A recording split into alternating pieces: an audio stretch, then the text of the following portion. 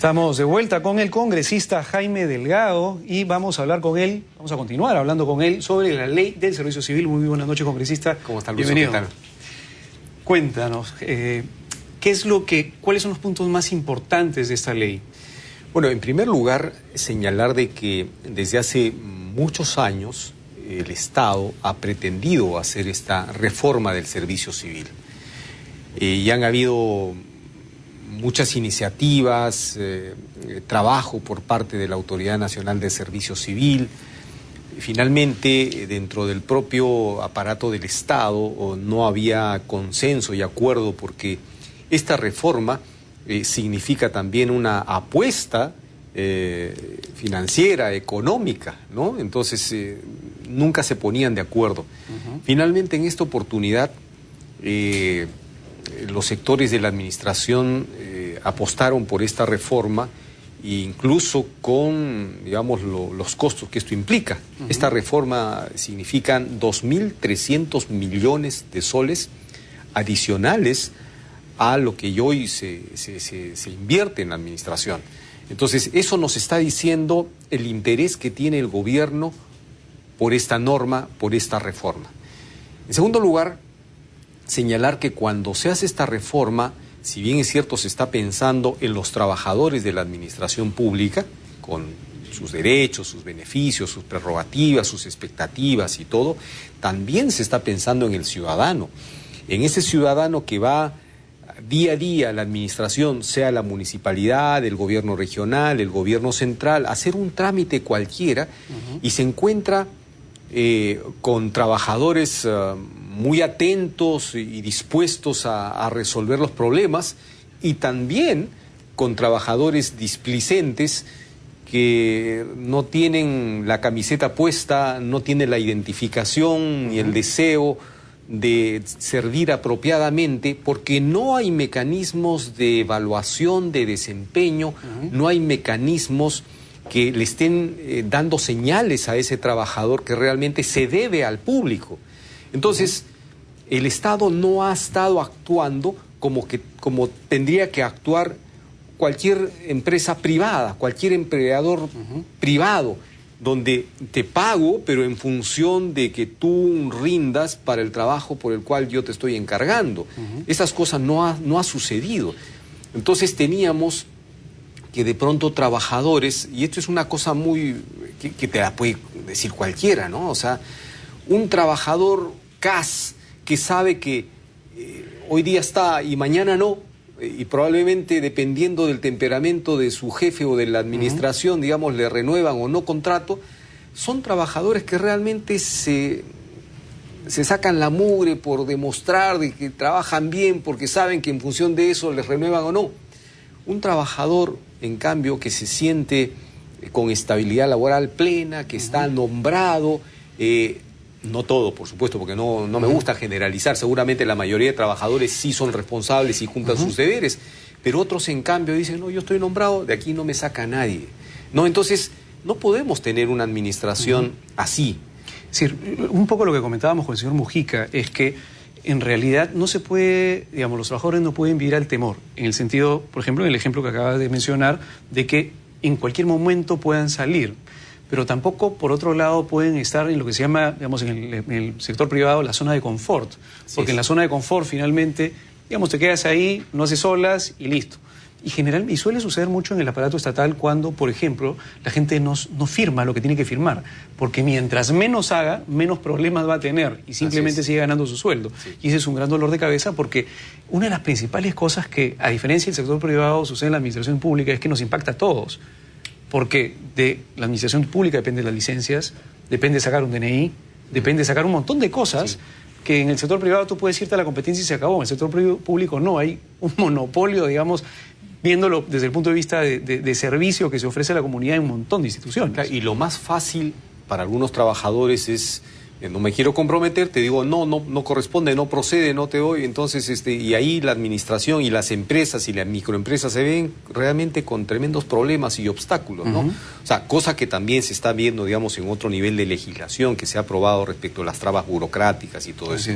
Pero en realidad, Yo quiero dar el mensaje de confianza y tranquilidad a los trabajadores. Fíjate, 200.000 trabajadores CAS que están trabajando 4, 5, 6, 7 años y que están con la expectativa esta que finalmente ellos querían entrar a una carrera civil, a una carrera pública, donde tengan todos sus beneficios.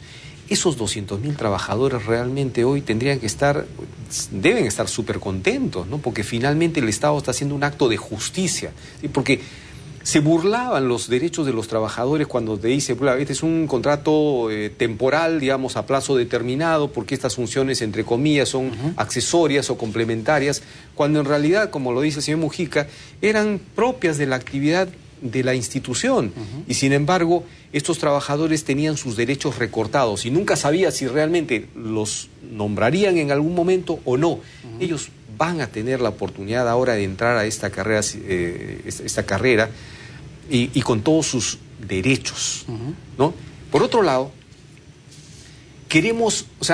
la idea de esta reforma no es sacar trabajadores, no es despedir trabajadores. Ahí me gustaría detenerme porque es importante lo que acaba de decir el señor Mujica. Y ha dicho lo siguiente. Yo creo que lo he parafraseado, pero en el subconsciente de la gente, y he hablado con algunos trabajadores de empresas estatales últimamente, en el subconsciente de la gente está lo que sucedió hace varios años. Sí. Y lo que nos ha explicado el señor Mujica es que la ley, todavía existen, digamos, dentro de esta nueva ley, algunos huecos o digamos, lugares por donde podrían aplicarse o dar la posibilidad de aplicarse ciertas cosas para que ocurra lo que ocurrió hace algún tiempo y por lo tanto que haya un despido masivo y todo este tema. En realidad, a la hora de hacerlo comparar entre lo que existía hace pocos días y lo que existe ahora, en realidad ese temor existía hace pocos días y con la nueva ley. No se ha ido el temor. En realidad siempre ha existido bajo el esquema antiguo o el esquema nuevo. El único tema acá, digamos, que podría eliminar el temor es lo que sucede cuando se hacen negocios, confianza. Es decir, la única forma cuando dos personas hacen un negocio y se vuelven socios es que confíe uno en el otro. Es igual que el consumidor confía en su proveedor que le está dando un producto que no lo va a matar si es que es un alimento. Y acá hay entiendo, básicamente por lo que se ha explicado en la mesa hace pocos minutos, es de que necesita haber un gran shock de confianza, ya no para el privado que hubo hace poco tiempo, sino un gran shock de confianza para los trabajadores del aparato estatal. Mira, si el gobierno hubiera querido generar o provocar despidos masivos, ¿tú crees que hubiera sido necesario una ley?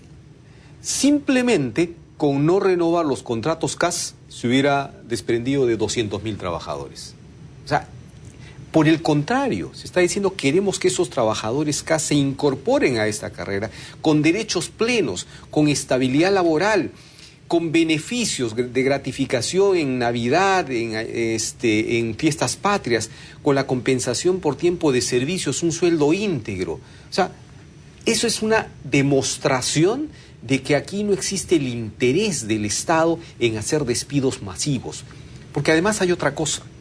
O sea, no estamos en los años 90. Yo no voy a justificar o no lo que se hizo en ese momento. Creo que realmente los 200.000 trabajadores que salieron y que hoy nos han pasado la cuenta, porque hasta ahora tenemos la primera, la segunda, la tercera, la cuarta lista de gente que reclama judicialmente su reincorporación. O sea, no estamos en esas épocas.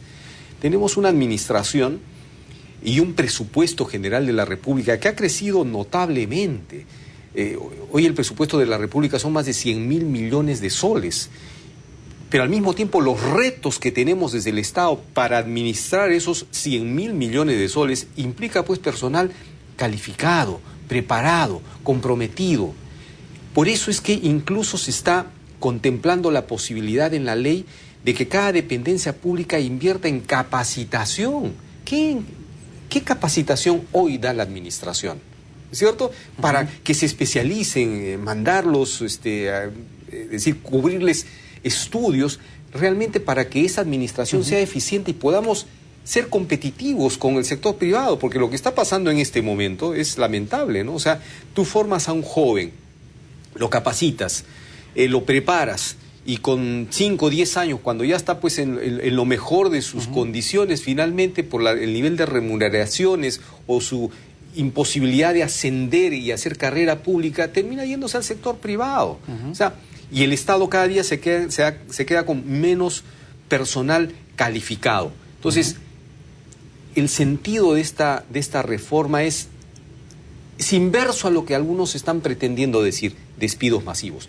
Pero otra cosa adicional, esta reforma, esta carrera del servicio civil, se aplica no solamente para el gobierno central. O sea, gran parte de los trabajadores están en las municipalidades, en las 1.800 municipalidades a nivel nacional, que no son de gobierno. En los gobiernos regionales, que tampoco son de gobierno. O sea, se están generando las bases, las condiciones para ordenar la carrera civil. De acuerdo. Ahora, es importante, en todo caso, voy a subrayar esto, es importante que existan señales de confianza del mercado. En realidad, en este caso, a los trabajadores del sector público, para que si en el subconsciente existe el temor porque la historia se vuelva a repetir, tiene que haber una señal bastante potente para que quede clarísimo que en teoría lo que debería suceder es que esto no se repita, pero que vamos a ir hacia un tema de meritocracia. Mira, la mayor señal de confianza es la disposición contemplada en la ley en el sentido que la incorporación a esta nueva carrera civil es voluntaria. Es decir, si un trabajador de los regímenes anteriores considera que está mejor, que está más cómodo en ese régimen, que se quede en ese régimen. O sea, entonces, ¿dónde está la preocupación?